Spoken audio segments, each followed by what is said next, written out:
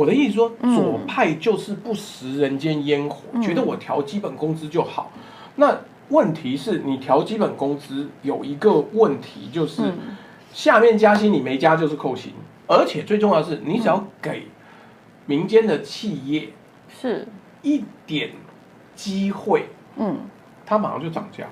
便当有没有涨？物价、饮料有没有涨？通通都涨，涨。那你涨到这样子的东西之后，你到底要怎么样才能够继续往下走？当然就不行。